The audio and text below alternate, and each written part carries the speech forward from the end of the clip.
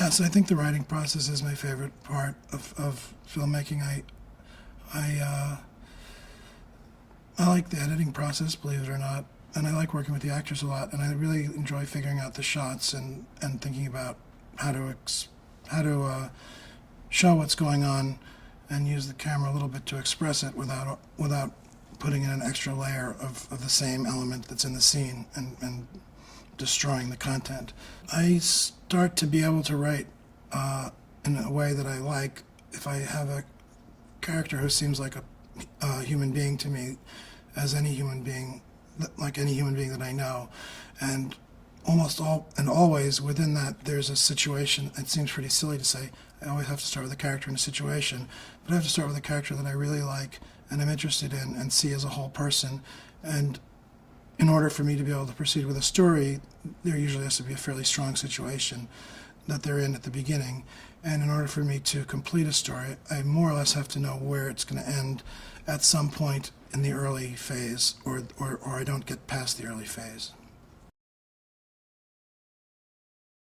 Well, I've been to the North Shore a few times, not very many times. It's a very particular area. It has an unusual combination of beauty and bleakness, and it's funny because it's Manchester itself is kind of a resort town for wealthy Bostonians, but there's also a blue-collar population that services the boats and provides a support for the people who come there for vacation homes.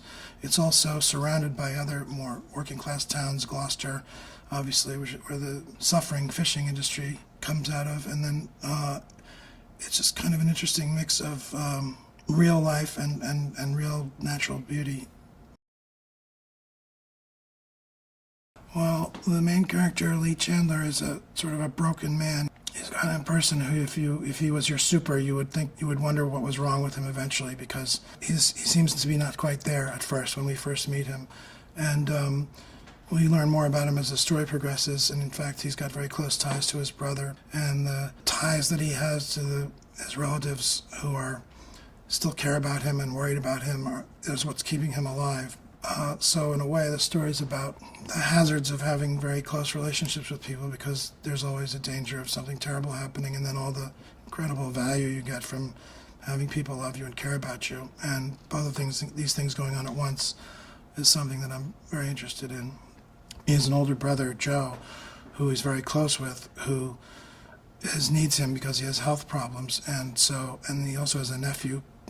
His name is Patrick, who, because his father is ill, also needs Lee's help. He's not left alone enough by the tragedy to really disappear and to go off and simply cease to exist. Casey is great. Been friends for a long time. We worked together for the first time in 2000.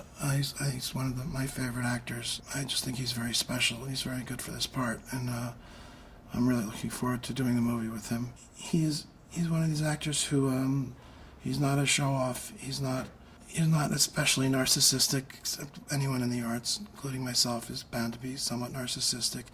He's not interested in putting on a show. He's really interested in acting, and he's really interested in being emotionally truthful. He's got a great sense of humor. He's very handsome.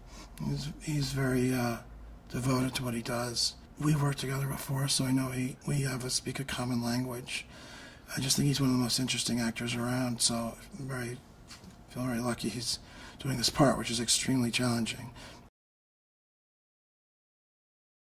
I like to rehearse as much as possible, with as much time and money as we can spare. I like to spend on rehearsal. I'd like to try to rehearse for 3 weeks if possible with the actors, 3 or 4 weeks if possible. You don't usually get that chance, but when I filmed Margaret, we rehearsed 4 or 5 hours a day for 3 weeks, and it's incredibly valuable. If you have a cast that's substantial, good actors, they generally like to rehearse, especially if the material is emotionally challenging.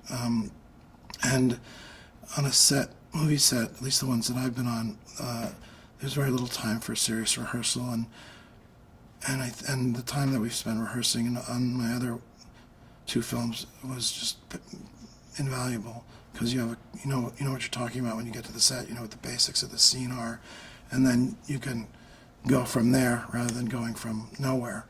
into something that you haven't explored yet. I don't know.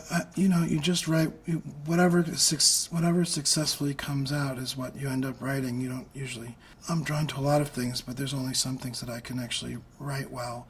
And I wouldn't say that I'm only drawn to heavy emotional material, but I suppose I am drawn to emotional material. But I really like humor a lot. I don't think there's much life in anything that doesn't have some humor in it. There's some very rare great works of art that have no sense of humor. It's very rare. It's almost like having no real life to me. So I don't think of this as a heavy, dark film. I think it's a film where there's people who are in a lot of pain, but there's also it's in the context of the rest of life going on around you. And the other main character is this 15-year-old kid who's got this great life that's been disrupted, and he's not interested in having it disrupted anymore. The story is sort of a balance between this man who's been through almost the worst experience life could offer, and this kid who's had a rough time but is this buoyant, interesting, lively kid who's one of those lucky kids who's having a great time in high school, and he needs someone to help him take care of him, and he in fact needs to guide his own uncle through the pitfalls and requirements of how to step in and take care of him. And it makes for an interesting exchange. Patrick Chandler is the other main character. He's 15. He lives in the town Manchester. He had a difficult time, but he's a very positive, he's a very unusually strong and interesting person, I think. His father has been ill on and off, and the backstory, his mother's not on the scene.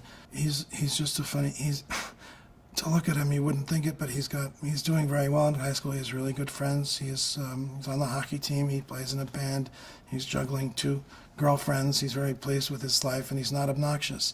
So he's a good kid, and he has a sort of emotional intelligence too that he got from his father, who was his father Joe, who was one of the sort of the center and the rock of the family.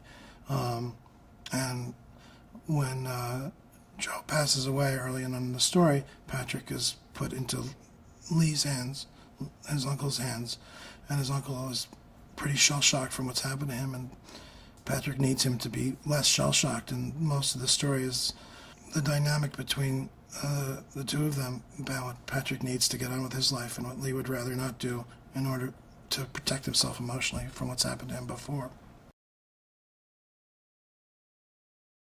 Anybody will try to use as much real material as they can because it saves time and energy, and if it came from real life, you can be pretty sure that it's lifelike, and you don't have to invent as much the more you use from real life. But a lot of this is invented or borrowed or patched together from other things. I've never gone through anything quite this extreme in my own life, but I think you can always, I think people relate to things that haven't happened to them because they're similar to things that have happened to them. And part of the whole idea of movies and any kind of art is to put yourself in other people's shoes and see what it's like to be somebody else for a while. I don't really think about what I want the audience to come away with. I try to make the story as truthful and real as possible. And so what I hope they come away with is that they feel like they've been through a genuine experience and that they've seen a story that seems truthful to them. And if that happens, they'll have all kinds of reactions. You want people to see the movie you tried to make, but within that, there's a million reactions that people should and can have. And I hope they get emotionally involved in it. I hope they think the jokes are funny and that the performances are good. And I hope they feel like they've seen not just my point of view, but the actors' points of view. Because I kind of feel like the films and the plays and the books that I like let me see the world through somebody else's eyes, and it's very enlightening, and it's a wonderful form of communication. I think there's a reason why every culture that ever existed had a full expression of a variety of art forms. And it just seems to be something that's important to human beings, so it's important to me too. It's a beautiful movie about a guy who has to come back to the town where he's from in order to take care of his nephew. I can't be his guardian. I think the idea was that you would relocate. Relocate to where? Well, if you Here? look, it was my impression that you'd spent a lot of time here. Kenny Lonergan writes in such a way that draws you in to the story and to the characters' lives.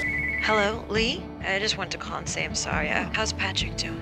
He doesn't really open up with me. His characters are so richly drawn. There's such great detail that you believe that they're real people. Where are we going, to the orphanage? Shut up. Get in the car. Can't obey your orders until you unlock the door. The writing is so subtle and nuanced and so carefully crafted that to bring all of the little things out of it, only he could do it. He writes human drama and human situations and dialogue better than anyone I've ever seen. Do you actually have sex with these girls? Strictly basement business. What does that mean? It means I'm working on it. When I first heard about it, I was so excited to read whatever Kenny had been working on. And before I'd even closed it, I knew that I wanted to be a part of it. I said a lot of terrible things to you. My heart was broken, and I know yours is broken too. No, you don't understand. There's nothing there. That's not true. He has captured something here that's really unique and raw. Why can't you stay? I can't beat it. I think Kenny will be recognized as the voice of our generation. It feels like real life. I think the movie's incredible.